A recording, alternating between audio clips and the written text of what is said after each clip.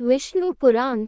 ओम श्री मन्नारायणाय नमः। चतुर्थ अंश 11वां अध्याय। यदुवंश का वर्णन और सहस्त्रार्जुन का चरित्र। श्री पराशर जी बोले, अब मैं ययाति के प्रथम पुत्र यदु की वंश का वर्णन करत हूँ, जिसमें कि मनुष्य, सिद्ध, गंधर्व, यक्ष, राक्षस, ग्रह्या, किन्पुरुष, अप्सरा, सर्प, पक्षी, दैत्य, दानव, आदित्य, रुद्र, वसु, अश्विनी कुमार, मरुद्रन, देवर्षि, मुमुक्षु तथा धर्म, अर्थ, काम और मोक्ष के अभिलाषी पुरुषों द्वारा सर्वदा स्तुति किए जाने वाले अखिल आलोक विश्रामाद्यंतहीन भगवान विष्णु ने अपने अपरिमित महत्वशाली अंश से अवतार लिया था। इस विषय में यह श्लोक प्रसिद्ध है, जिसमें श्री कृष्ण नामक निराकार परब्रह्म ने अवतार लिया था। उस यदुवंश का श्रवण करने से मनुष्य संपूर्ण पापों से मुक्त हो जाता है। यदु के सहस्त्रजित, क्रोष्टु, नल और नटुष नामक 4 पुत्र हुए। शतजित और हेहय तथा वेनुहय नामक 3 पुत्र हुए। हेहय का पुत्र धर्म, धर्म का धर्मनेत्र, धर्मनेत्र का कुंती, कुंती का सहजित तथा सहजित का पुत्र महिष्मान हुआ, जिसने महिष्मतिपुरी को बसाया। महिष्मान के भद्रश्रेण्य, भद्रश्रेण्य के दुर्दम, दुर्दम के धनक तथा धनक के कृतवीर्य, कृताग्नि, कृतधर्म और कृतौजा नामक 4 पुत्र हुए। कृतवीर्य के सहस्त्र भुजाओं वाले सप्तद्विपद्यपति अर्जुन का जन्म हुआ। सहस्त्रार्जुन ने अत्रिकुल में उत्पन्न भगवदंश रूप श्री दत्तात्रेय जी की उपासना कर सहस्त्र भुजाएं, अधर्माचरण का निवारण, स्वधर्म का सेवन, युद्ध के द्वारा संपूर्ण पृथ्वी मंडल का विजय, धर्मानुसार प्रजा पालन, शत्रुओं से अपराजय तथा त्रिलोक प्रसिद्ध पुरुष से मृत्यु, ऐसे कई वर मांगे और प्राप्त किए थे। अर्जुन ने इस संपूर्ण सप्तद्वीपावती पृथ्वी का पालन तथा 10,000 यज्ञ का अनुष्ठान किया था। उसके विषय में यह श्लोक आज तक कहा जाता है। यज्ञ, दान, तप, विनय और विद्या में कार्तवीर्य सहस्त्रार्जुन की समता कोई भी राजा नहीं कर सकता। उसके राज्य में कोई भी पदार्थ नष्ट नहीं होता था। इस प्रकार उसने बल, पराक्रम, आरोग्य और संपत्ति को सर्वथा सुरक्षित रखते हुए 85,000 वर्ष राज्य किया। एक दिन जब वह अतिशय मद्यपान से व्याकुल हुआ नर्मदा नदी में जल क्रीड़ा कर रहा था, उसकी राजधानी महिष्मतिपुरी पर दिग्विजय के लिए आए हुए संपूर्ण देव, दानव, गंधर्व और राजाओं के विजय से उन्मत्त रावण ने आक्रमण किया। उस समय उसने अनायास ही रावण को पशु के समान बांधकर अपने नगर के एक निर्जन स्थान में रख दिया। इस सहस्त्रार्जुन 85,000 वर्ष व्यतीत होने पर भगवान नारायण के अंशावतार परशुराम जी ने वध किया था। इसके 100 पुत्रों में से शूर, शरसेन, वृषसेन, मधु और जयध्वज ये 5 प्रधान थे। जयध्वज का पुत्र तालजंग हुआ और तालजंग के तालजंग नामक 100 पुत्र हुए। इनमें सबसे बड़ा विदेहोत्र तथा दूसरा भरत था। भरत के वृष, वृष के मधु और मधु के वृष्णि आदि 100 पुत्र हुए। वृष्णि के कारण यह वंश वृष्णि कहलाया। मधु के कारण इसकी मधु संज्ञा हुई और यदु के नामानुसार इस वंश के लोग यादव कहलाए। ओम श्री मन्नारायणाय नमः। चतुर्थ अंश 12वां अध्याय। यदु पुत्र क्रोष्टु का वंश। श्री पराशर जी बोले, यदु पुत्र क्रोष्टु के ध्वजनिवान नामक पुत्र हुआ। उसके स्वाति, स्वाति के ऋषिंकु, ऋषंकु के चित्रर्थ और चित्रर्थ के शशिबिंदु नामक पुत्र हुआ, जो 14 महारत्नों का स्वामी तथा चक्रवर्ती सम्राट था। शशिबिंदु के 1 लाख स्त्रियां और 10 लाख पुत्र थे। उनमें पृथुश्रवा, पृथुकर्मा, पृथुकीर्ति, पृथुयशा, पृथुजय और पृथुदान ये 6 पुत्र प्रधान थे। पृथुश्रवा का पुत्र पृथुतम और उसका पुत्र उष्णा हुआ, जिसने 100 अश्वमेध यज्ञ किया था। उष्णा के शितपु नामक पुत्र हुआ। शितपु के रुक्म कवच, रुक्म कवच के पुरावत तथा रुक्मेशु, पृथु, जामग, वलित और हरित नामक 5 पुत्र हुए। इनमें से जामग के विषय में अब भी यह श्लोक गाया जाता है। संसार में स्त्री के वशीभूत जो लोग होंगे और जो पहले हो चुके हैं, उनमें शैव्या का पति राजा जामग ही सर्वश्रेष्ठ है। उसकी स्त्री शैव्या यद्यपि निःसंतान थी, तथापि संतान की इच्छा रहते हुए भी उसने भय से दूसरी स्त्री से विवाह नहीं किया। एक दिन बहुत से रात घोड़े और हाथियों के संघर्ष से अत्यंत भयानक महायुद्ध में लड़ते हुए उसने अपने समस्त शत्रुओं को जीत लिया। उस समय वे समस्त शत्रुघ्न पुत्र, मित्र, स्त्री, सेना और कोषादि से हीन होकर अपने अपने स्थानों को छोड़कर दिशा विदिशाओं में भाग गए। उनके भाग जाने पर उसने एक राजकन्या को देखा, जो अत्यंत भया से कातर हुई विशाल आंखों से देखती हुई, हे तात, हे मात, हे भ्रातः, मेरी रक्षा करो, रक्षा करो। इस प्रकार व्याकुलतापूर्वक विलाप कर रही थी। उसको देखते ही उसमें अनुरक्त चित हो जाने से राजा ने विचार किया, यह अच्छा ही हुआ, मैं पुत्रहीन और वंध्या का पति हूँ। ऐसा मालूम होता है कि संतान के कारण रूप इस कन्यारत्न को विधाता ने ही इस समय यहाँ भेजा है, तो फिर मुझे इससे विवाह कर लेना चाहिए, अथवा इसे अपने रथ पर बैठा कर अपने निवास स्थान को लिए चलता हूँ, वहाँ देवी शैव्या की आज्ञा लेकर ही इससे विवाह कर लूँगा।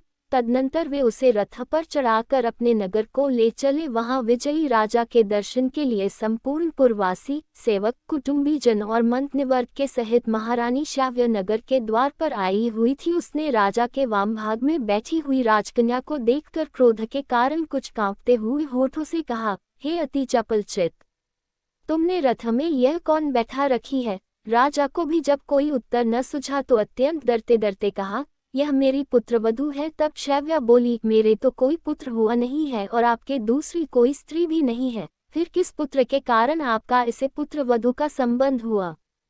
श्री पराशर जी बोले, इस प्रकार शैव्या के ईर्ष्या और क्रोध कलुषित वचनों से विवेकहीन होकर भय के कारण कही हुई असंबद्ध बात के संदेह को दूर करने के लिए राजा ने कहा, तुम्हारे जो पुत्र होने वाला है उस भावी शिशु की मैंने यह पहले से ही भार्या निश्चित कर दी है। यह सुनकर रानी ने मधुर मुस्कान के साथ कहा, अच्छा ऐसा ही हो, और राजा के साथ नगर में प्रवेश किया। तदनंतर पुत्र लाभ के गुणों से युक्त उस अति विशुद्ध लग्न होरांश कर अवयव के समय हुए पुत्र जन्म विषयक वार्तालाप के प्रभाव से गर्भधारण के योग्य अवस्था न रहने पर भी थोड़े ही दोनों में शैव्या के गर्भ रह गया और यथासमय एक पुत्र उत्पन्न हुआ। पिता ने उसका नाम विदर्भ रखा और उसी के साथ उस पुत्र वधू का पानी ग्रहण हुआ। उससे विदर्भ ने कृत और कैशिक नामक 2 पुत्र उत्पन्न किए। फिर रोमपाद नामक एक तीसरे पुत्र को जन्म दिया जो नारद जी के उपदेश से ज्ञान विज्ञान संपन्न हो गया था। रोमपद के बभ्रू, बभ्रू के धृति, धृति के कैशिक और कैशिक के चेदी नामक पुत्र हुआ, जिसकी संतति में चैद्य राजाओं ने जन्म लिया। जामगी पुत्र वधु के पुत्र कृत के कुंती नामक पुत्र हुआ। कुंती के दृष्टि, दृष्ट के निधृति, निधृतिक दशार, दशार के व्योमा, व्योमा के जीमूत, जीमूत के विकृति, विकृति के भीमर्थ, भीमर्थ के नवर्थ, नवर्थ के दशरथ, दशरथ के शकुनी, शकुनी के करम्भी, करम्भी के देवरात, देवरात के देवक्षत्र, देवक्षत्र के मधु, मधु के कुमारवंश, कुमारवंश के अनु, अनु के राजा पुरुमित्र, पुरुमित्र के अंशु और अंशु के सत्वत नामक पुत्र हुआ तथा सत्वत से सात्वत वंश का प्रादुर्भाव हुआ। हे मैत्रेय, इस प्रकार जामगी संतान का श्रद्धापूर्वक भली प्रकार श्रवण करने से मनुष्य अपने समस्त पापों से मुक्त हो जाता है। ओम श्री मन्नारायणाय नमः।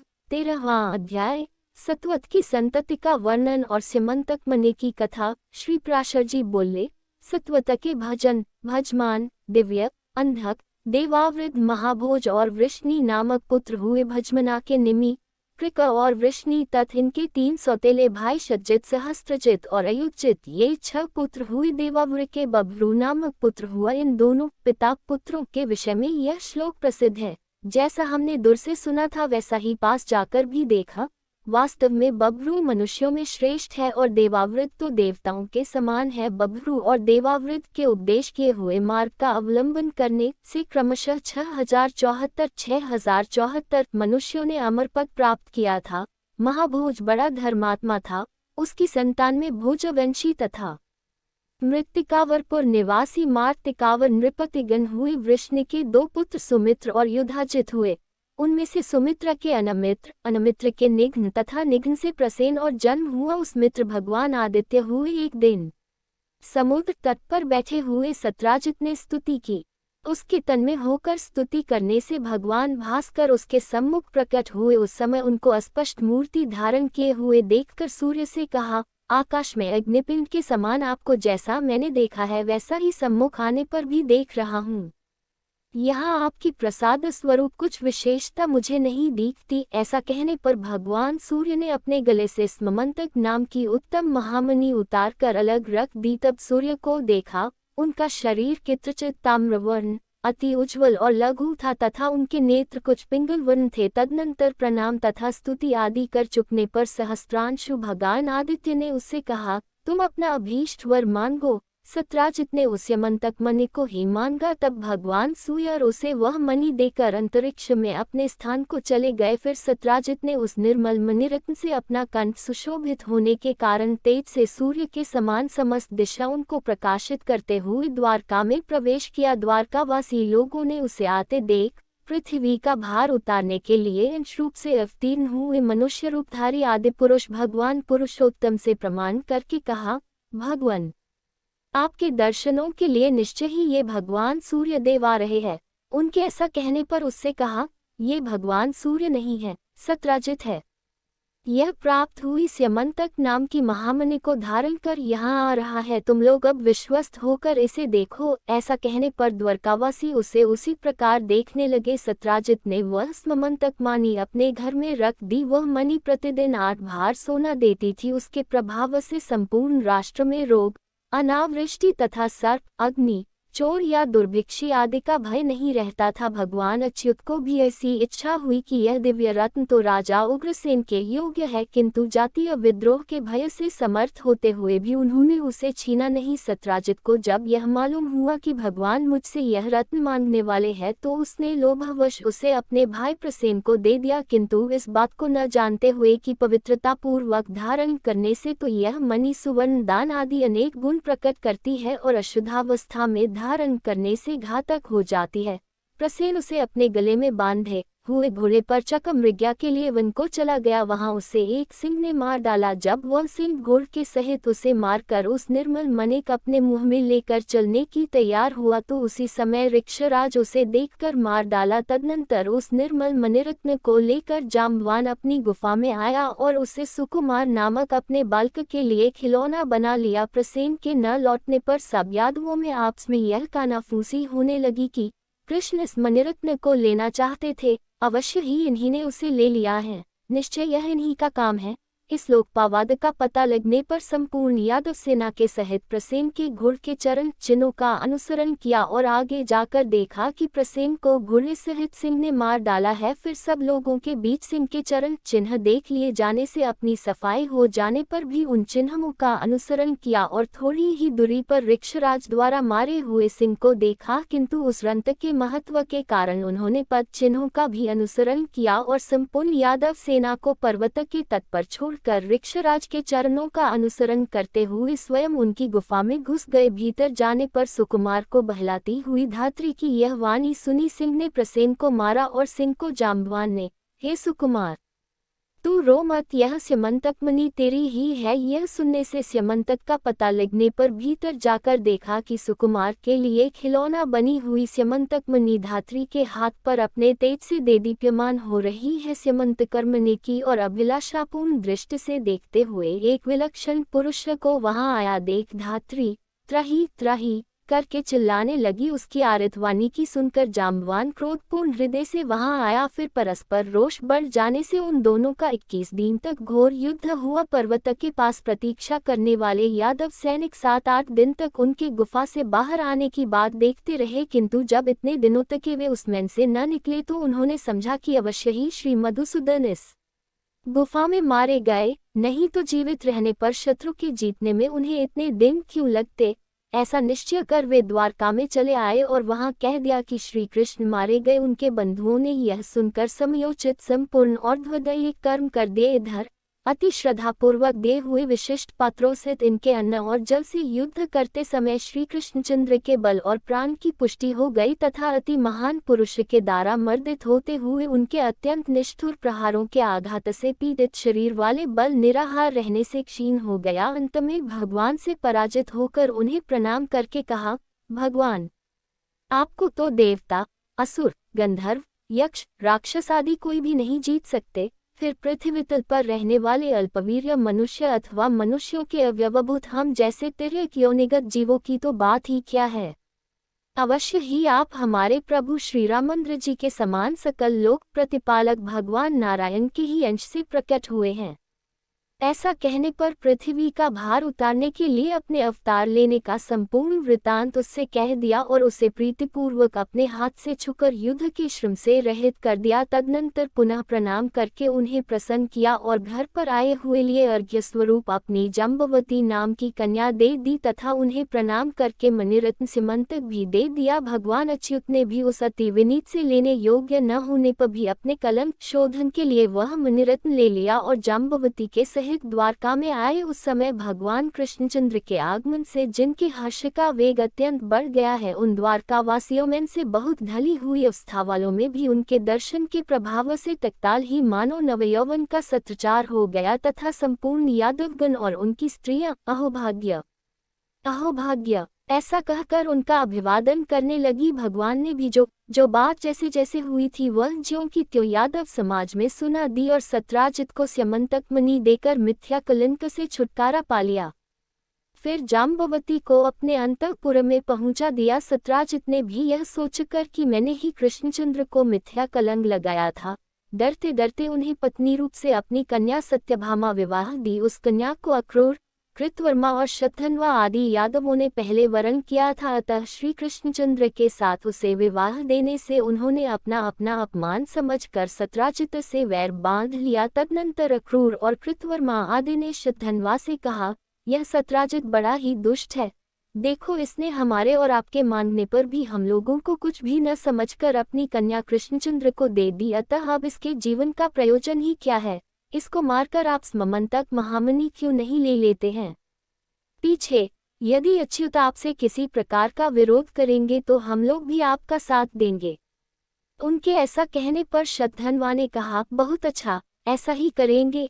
इसी समय पांडवों के लाक्षागृह में जलने पर यथार्थ बात को जानते हुए भी भगवान कृष्णचंद्र दुर्योधन के प्रयत्न को शिथिल करने के उद्देश्य से कुलोचित कर्म करने के लिए वारणावत नगर को गए। उनके चले जाने पर शतधन्वा ने सोते हुए सत्राजित को मारकर वह मणिरत्न ले लिया। पिता के वध से क्रोधित हुई सत्यभामा तुरंत ही रथ पर चका वारणावत नगर में पहुंची और भगवान कृष्ण से बोली, भगवान, पिताजी ने मुझे आपके करकमलों में सौंप दिया। इस बात को सहन न कर सकने के कारण शतधन्वा ने मेरे पिताजी को मार दिया है और उस स्यमंतक नामक मणिरत्न को ले लिया है, जिसके प्रकाश से संपूर्ण त्रिलोकी भी अंधकार शून्य हो जाएगी। इसमें आप ही की हंसी है, इसलिए सब बातों का विचार करके जैसा उचित समझें करें। सत्यभामा के ऐसा कहने पर भगवान श्री कृष्ण ने मन ही मन प्रसन्न होने पर भी उनसे क्रोध से आंखें लाल करके कहा, सत्य, अवश्य इसमें मेरी ही हंसी है। उस दुरात्मा के इस कृकर्म को मैं सहन नहीं कर सकता,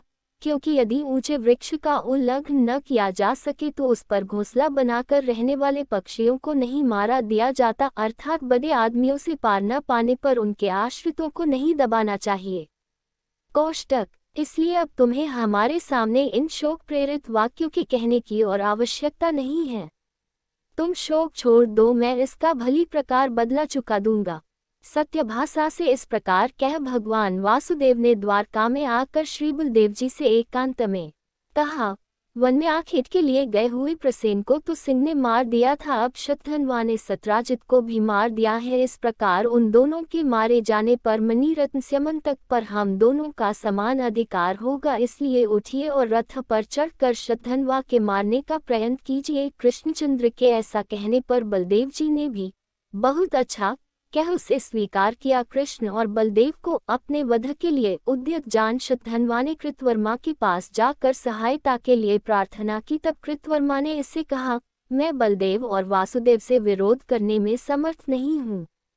उसके ऐसा कहने पर शतधन्वा ने अक्रूर से सहायता मांगी, तो अक्रूर ने भी कहा, जो अपने पाद प्रहार से त्रिलोकी को कंपायमान कर देते हैं, देवशत्रु असुर गण की स्त्रियों को वैधव्यदान देते हैं तथा अति प्रबल शत्रु सेना से भी जिनका चक्र अप्रतिहत रहता है, उन चक्रधारी भगवान वासुदेव से तथा जो अपने मदोन्मत नयनों की चितवन से सबका दमन करने वाले और भयंकर शत्रु स्मुहरूप हाथियों को खींचने के लिए अखंड महिमाशाली प्रचंड हल धारण करने वाले हैं, उन श्रीहलधर से युद्ध करने में तो निखिल लोक वंदनीय देवगण में भी कोई समर्थ नहीं है। फिर मेरी तो बात ही क्या है, इसलिए तुम दूसरों की शरण लो। अक्रूर के ऐसा कहने पर शतधन्वा ने कहा, अच्छा, यदि मेरी रक्षा करने में आप अपने को सर्वथा असमर्थ समझते हैं तो मैं आपको यह मणि देता हूँ, इसे लेकर इसी की रक्षा कीजिए। इस पर अक्रूर ने कहा, मैं इसे तभी ले सकता हूँ जबकि अंतकल उपस्थित होने पर भी तुम किसी से भी यह बात न कहो। शतधन्वा ने कहा, ऐसा ही होगा। इस पर अक्रूर ने वह मणिरत्न अपने पास रख लिया। तदनंतर शतधन्वा 100 योजन तक जाने वाली एक अत्यंत वेगवती घोड़ी पर चढ़कर भागा और श्राव्य,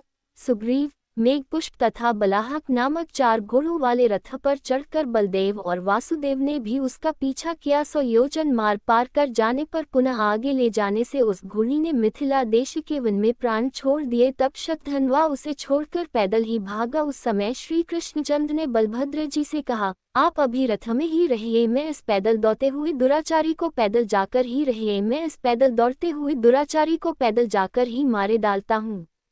यहाँ घोड़े के मरने आदि दोषों को देखने से घोड़े भयभीत हो रहे हैं, इसलिए आप इन्हें और आगे ना बढ़ाएगा। तब बलदेव जी, अच्छा, ऐसा कहकर रथ में ही बैठे रहे। श्री कृष्णचंद्र ने केवल 2 ही कोस तक पीछा कर अपना चक्र फेंक दूर होने पर भी शतधन्वा का सिर काट डाला, किंतु उसके शरीर और वस्त्र आदि में बहुत कुछ ढूंढने पर भी जब से मन तक मणि को न पाया तो बलभद्र जी के पास जाकर उनसे कहा, हमने शतधन्वा को व्यर्थ ही मारा, क्योंकि उसके पास संपूर्ण संसार की सारभूत स्यमंतक मणि तो मिली ही नहीं।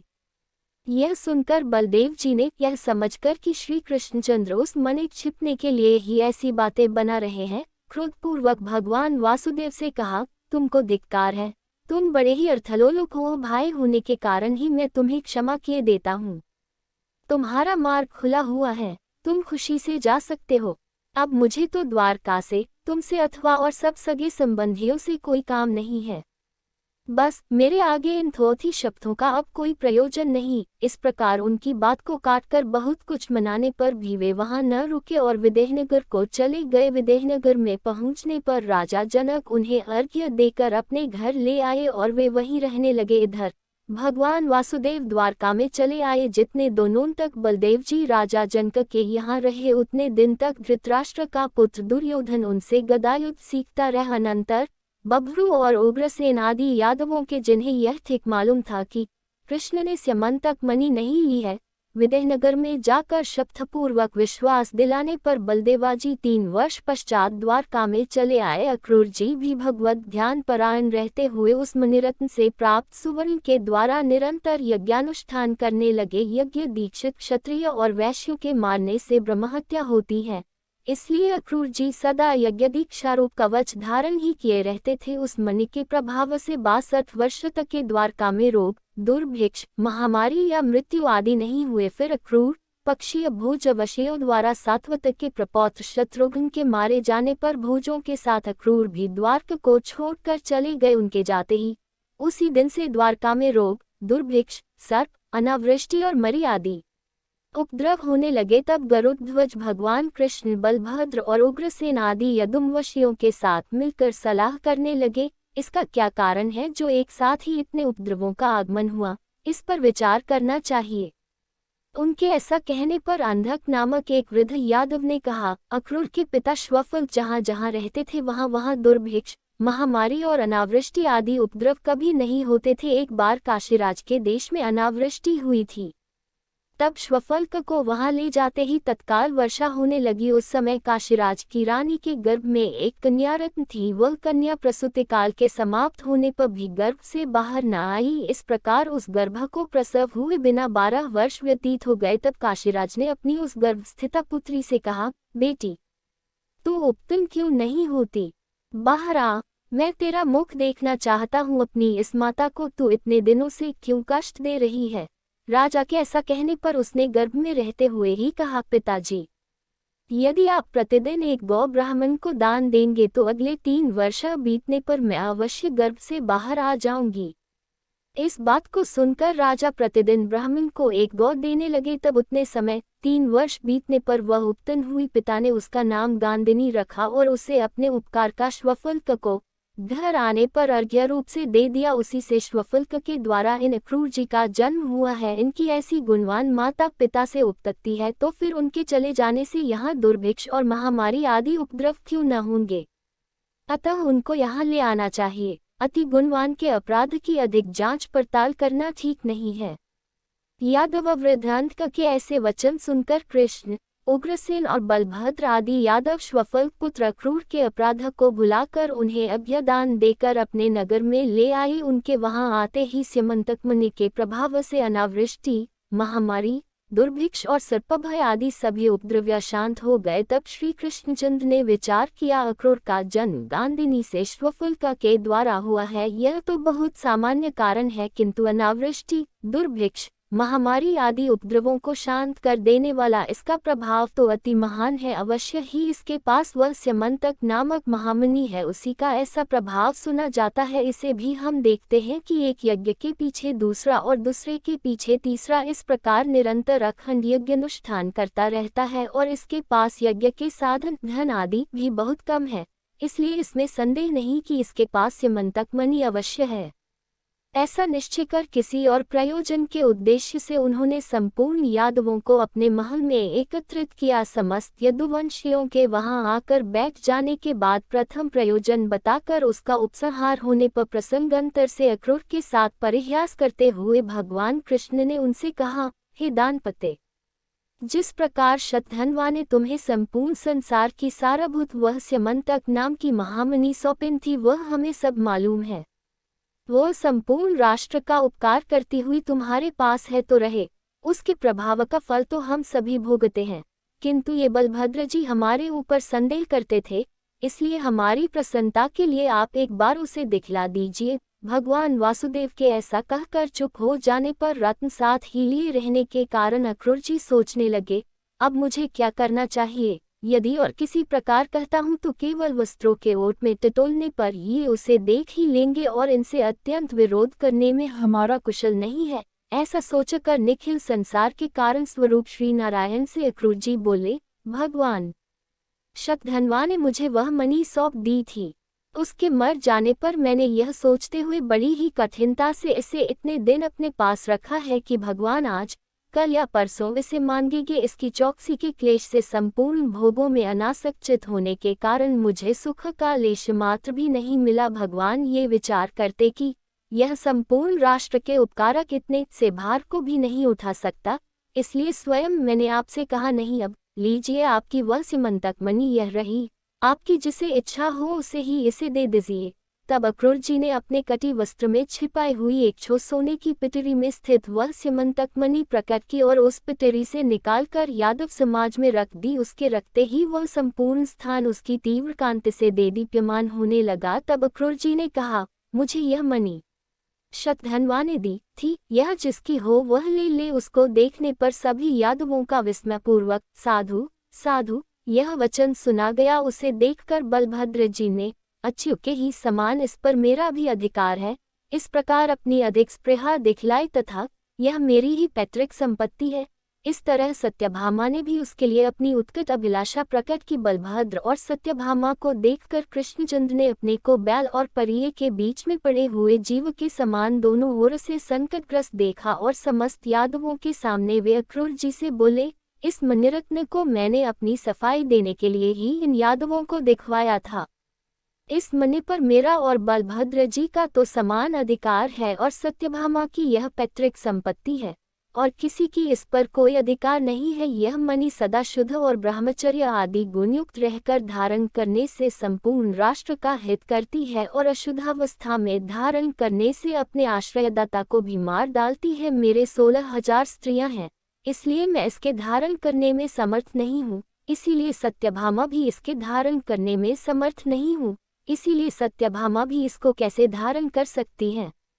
आर्य बलभद्र को भी इसके कारण से मदिरापान आदि संपूर्ण भोगों को त्यागना पड़ेगा। इसलिए हे दानपते, ये यादवगण, बलभद्र जी, मैं और सत्यभामा सब मिलकर आपसे प्रार्थना करते हैं कि इसे धारण करने से आप ही समर्थ हैं। आपके धारण करने से यह संपूर्ण राष्ट्र का हित करेगी, इसलिए संपूर्ण राष्ट्र के मंगल के लिए आप ही इसे पूर्ववत धारण कीजिए। इस विषय में आप और कुछ भी न कहें। भगवान के ऐसा कहने पर दानपति अक्रूर ने जो आज्ञा कह वह महारत्न ले लिया। तब से अक्रूर जी सबके सामने उस अति देदीप्यमान मणिक अपने गले में धारण कर सूर्य के समान किरण जाल से युक्त होकर विचरने लगे। मिथ्या कलंक शोधन रूप इस प्रसंग का जो कोई स्मरण करेगा उसे कभी थोड़ा सा भी मिथ्या कलंक न लगेगा, उसकी समस्त इंद्रियां समर्थ रहेंगी तथा वह समस्त पापों से मुक्त हो जाएगा।